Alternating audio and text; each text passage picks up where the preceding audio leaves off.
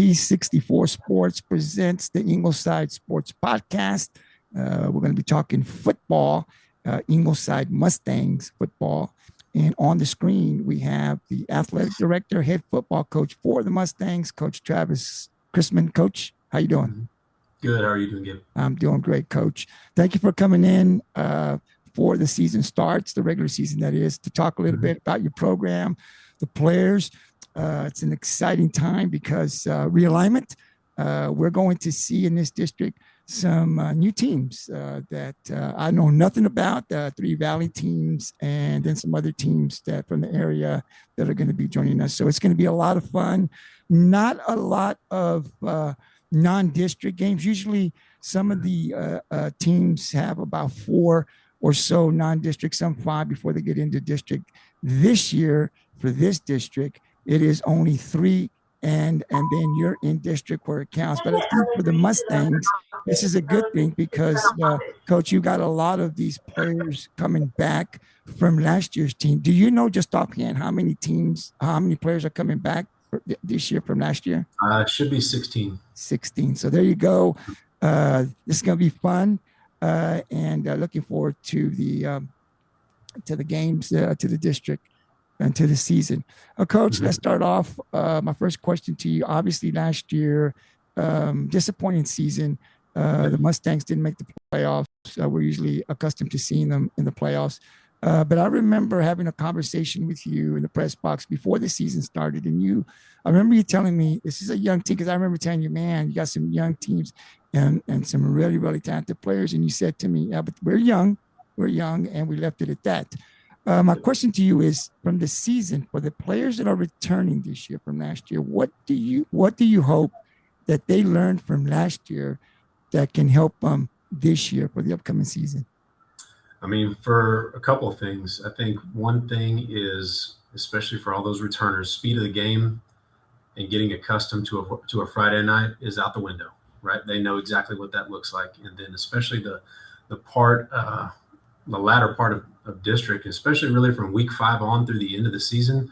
I mean, we played 5 straight playoff teams between Brownwood, Robstown, Rockport, Senton, and Cuero. And 2 of those teams were in the top 10 most of the year, and another in the top 20. And then Brownwood was in the top 20 in 4A Division I. So they saw some quality football and what that looks like and the speed of that game. So coming into a lot of our kids' junior year, and then a handful of our kids coming into their senior year, they're battle tested. They know what good competition looks like. And I'm not going to say that there's an easy game on the schedule this year, because there's not. Regardless of reclassification, I think it's going to be a more competitive district. But at the same time, we've still got quality opponents from week 1 to week 11. Coach, I'm looking forward to the district. I think this is going to be a lot of fun. Obviously, I pay attention to this district a lot, but it's going to be a lot of fun for the fans because I've looked at all the teams. Obviously, there's the Valley teams, and we'll get Coach's thoughts here as we go through the podcast on the new realignment. But I think it's anybody's district. I really do. I don't think there's one favorite that I can see. I think all teams, some teams have new coaching. But a lot of this for me is, these teams don't know each other. They didn't play each other last year, right? Yeah. So it's new. What do they have? So that's what makes it a lot of fun. Right. And there's not very much time to get ready for district, because with I think 7 or 8 teams that are in, you only get 3 non-districts, and then we'll hit district here really, really quickly. So for the Mustangs 2026 coaching staff, what does that look like, Coach? Who's on staff, and what are the responsibilities this year? Yeah, I guess we'll start with the coordinators. Coach Daniel Hillis is our offensive line coach and offensive coordinator again. I think this is his 5th, if not his 6th year of being the offensive coordinator and offensive line coach here in Ingleside. He was here before I got here. Does an awesome job. Our defensive coordinator is still Scott Hawks. Assistant head coach and inside linebackers is Coach Marcus Pina. Special teams coordinator and wide receivers coach is Coach Robbie Gonzalez. Longtime staple on the Ingleside coaching staff. Assistant offensive line coach Kurt Shigoda, defensive line coach Eric Jimenez, tight ends coach Lewis Williams, running backs coach Josh Caulfield, Let's see, new to the staff, Coach Brian Cribb is our outside linebackers coach, and Coach Rusty Miller, also new to the staff and is our new head baseball coach. He is coaching our corners. Coach, talking about when I saw that you hired Coach Miller, I said, "Oh, baseball is going to be very, very interesting." Yeah. He's had a lot of success. That's going to be fun when baseball season rolls around. But that's a little down the ways. That's great. So a lot of these coaches, obviously, you've kept the bigger percentage. I remember when we were doing this, so they've been around for a while. So that's also good for the kids. They know the system that you want to run, obviously. So that's always nice to be able to keep as many coaches as you can on staff. Let's go into last with a scrimmage. You had one scrimmage against Alice there at home. Talk to us a little bit about how that scrimmage went and what you saw from your Mustangs. What I really liked and what we talked about at the very end, what we talked about at the beginning of the scrimmage and then revisited at the end was, again, like we got to take the physicality to the team. We can't wait on it to come to us. And so one thing that I told our guys after we were done with that scrimmage is, man, we are not the same team as what we were last year. Last year we were waiting on things to happen, and then we were a little bit slower to react, and in terms of tackling or attacking a block or anything like that. And a big difference I saw in our guys this year is that we're initiating it. Now, obviously, there's still a lot of things that we got to get better at, and by no means have we arrived yet, because we haven't played a game that counts with this group. So we've got to earn everything that we work for. But what I do like is that physically we are a different team than we were last year. We had an awesome offseason. Kids bought in. We've got a lot higher quality of leadership throughout our program right now, and our kids are hungry. They don't want last year to happen again, and they're doing everything they can to make sure that doesn't happen. That's good to hear. Obviously, when you have a down season, the next season you're really working towards. And every coaches that I talk to always tells me the season starts right after we lost. Right, it doesn't start. 100%. It starts. So the off season is very, very important. Obviously, like you're saying, the kids have bought in, and that is awesome.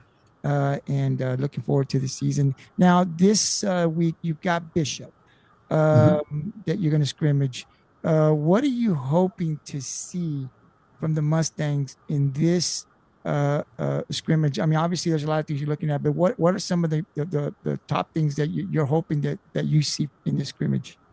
Yeah, again, top of the list is physicality from the linemen to our receivers to the DBs, running backs, everybody. Again, we're really concentrating on becoming a more physical football team. So we want to be able to do that, and especially offensively.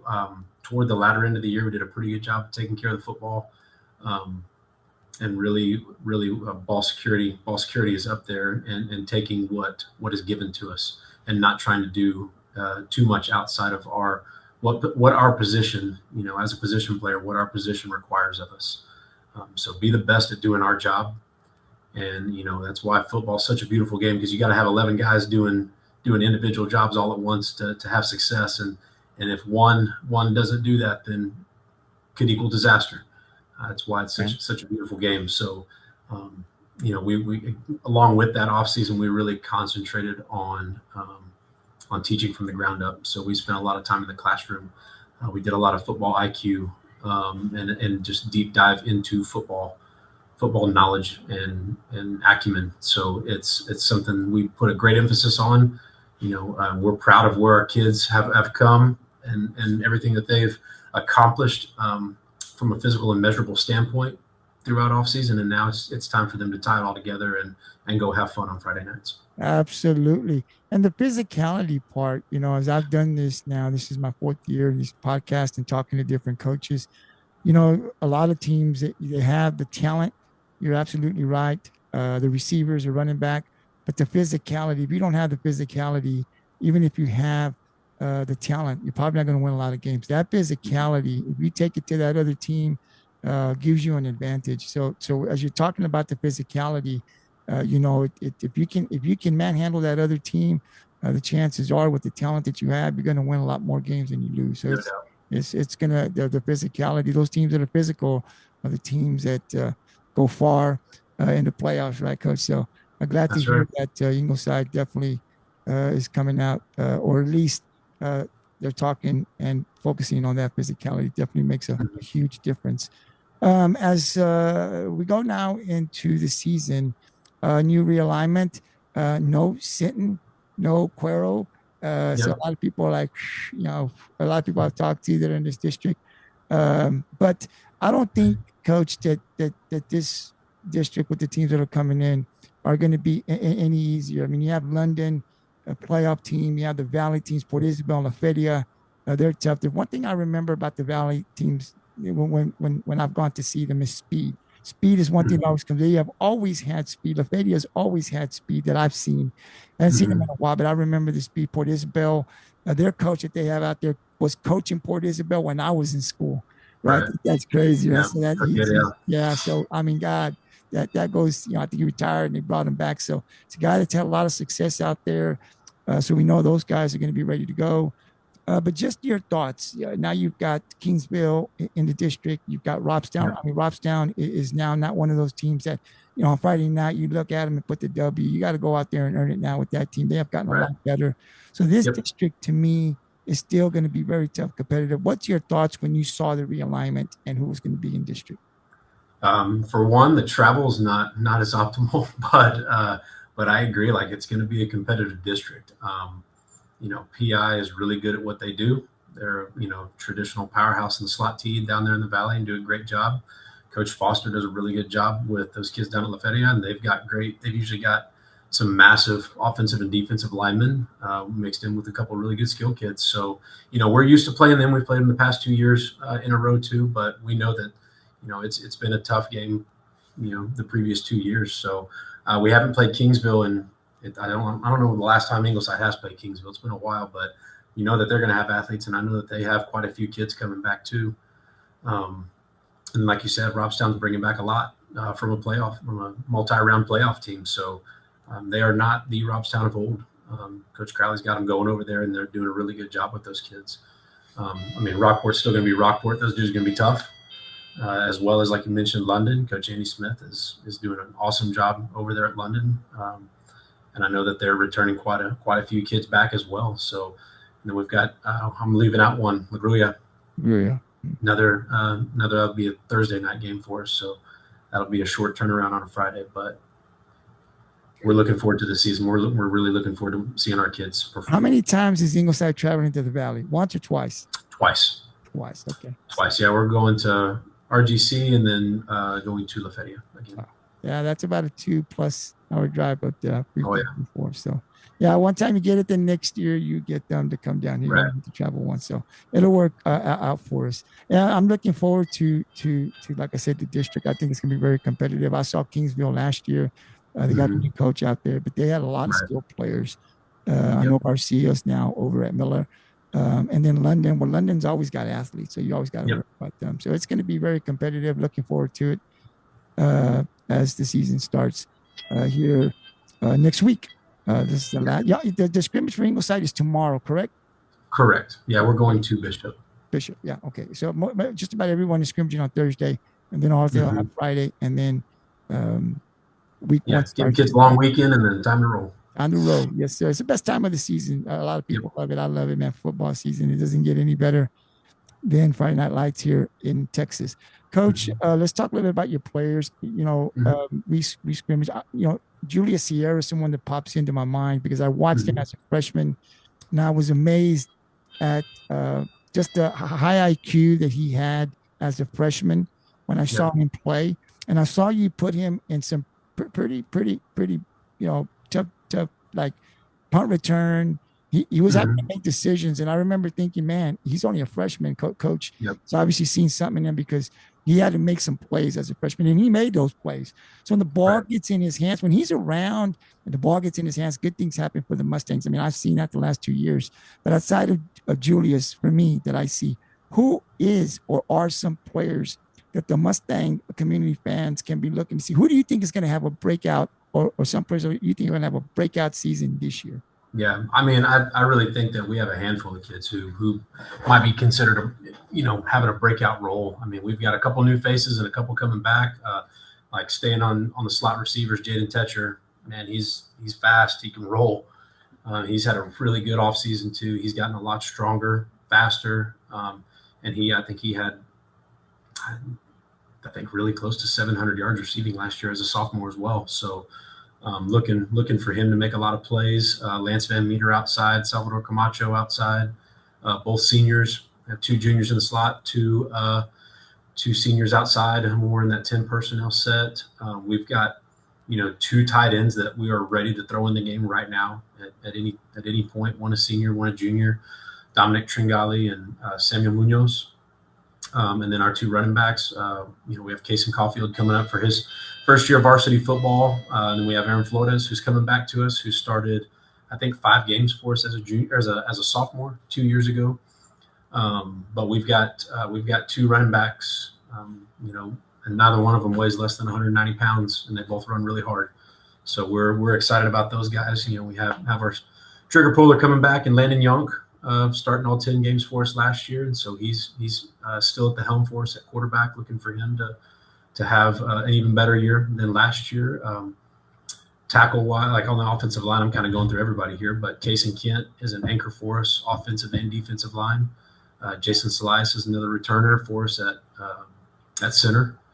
And then we have another, like our right tackle, Blake Shedden, left guard Adon Solis, and then another first-year varsity kid, Brylan Marmolejo, right now. And we're really happy with where those guys are at right now. Obviously, we need to keep getting better every single day, but we're excited about where those guys are right now. Man, that's awesome. And if I hear this doorbell one more time, I'm going to lose it. So I'm going to go let this person in. Yes, sir. Holy smokes. I need to tear that thing off the wall. It's time to get excited. The Ingleside community, you really got to get excited, because from afar, you watch the classification of these kids, you're seeing what they're doing. There's a lot of speed, there's a lot of knowledge. And the scary part, and I'm getting a little ahead of myself here, Coach, but the scary part for Ingleside is that a lot of these kids are returning back next year, right? They're not even seniors. So a lot of these players that, Coach is talking about, that he think that he's looking for them to have a breakout season. They're going to be coming back yet another year. They're juniors, sophomores coming back another year or two. So that is scary. So you guys got to go out on Friday night and support your Mustangs. I think it's going to be a very, very great season, and looking forward to it. Coach, we always want to talk about the other levels. Obviously, where are you with the JV and the freshmen? How's that looking? They also scrimmaged this past week. Yeah. We have enough for 2 teams right now. We've kind of gone with a JV blue and a JV white and kind of mixed those kids up a little bit. But we've had several move-ins at the sub-varsity level. So right now we're carrying around 25 on each team, which we're pretty happy with. Yeah. Right now we have a varsity roster size of 33, so it's a little bit bigger than what we've had in the past, varsity-wise. But we're going to do our absolute best to carry those 2 teams all year long, because we want to keep our kids playing. So we'd rather not have one large JV, since we're kind of on that cusp of doing that. But what we want to do is, again, we want to get our kids used to playing. So we want to keep kids from having to really concentrate maybe on one position and worry about one side of the ball, and maybe not get as much on the other. If we can get those kids used to playing and then keep developing them, and then getting them ready to play on Friday night. Yeah, listen, man, the numbers, they're a lot better than what I thought. Obviously, that's a lot of kids there for a school of the size of Ingleside. So that's awesome. You're carrying 30 plus on the varsity. That's good to hear. Kids are coming out to play football, play more sports. And I know a lot of coaches, they want them to continue to play multiple sports right throughout the season. So it's awesome to see that. Again, this podcast can be seen on 2 different platforms. Obviously, it'll be uploaded to the NPND Sports Network, all their social media platforms, but also on the Texas Coastal Bend Gridiron. So you can catch it on there as well. I'll also break down some video clips shorter than the podcast, and those will be uploaded to the TikTok. So all you guys that follow us on TikTok, definitely check out what Coach Chrisman has to say about the upcoming season. And Coach, thank you very much. We look forward to having you back multiple times this upcoming football season, but I'll give you the final word. Anything you want to add? No, just we're excited for this year. Thank you for having me on again. I always enjoy doing this with you. And go Mustangs. Go Mustangs. And we'll be sending Coach an invite next week after week one, not this one, but next week. So they'll do 1 week. They'll play on Friday of next week. And then the following week, I'm not sure what Coach's availability, but I will send him after week one. The following week, after they play week one, I'll send him an invite to join me back. And I'll let you guys know when his availability is, if it's a Tuesday, Wednesday. Not sure when that is. And once it is, I'll post it and we'll have him back on to talk and recap week one. Coach, good luck at the scrimmage. Good luck week one. And we'll talk to you after week one. All right. Thank you. Yes, sir.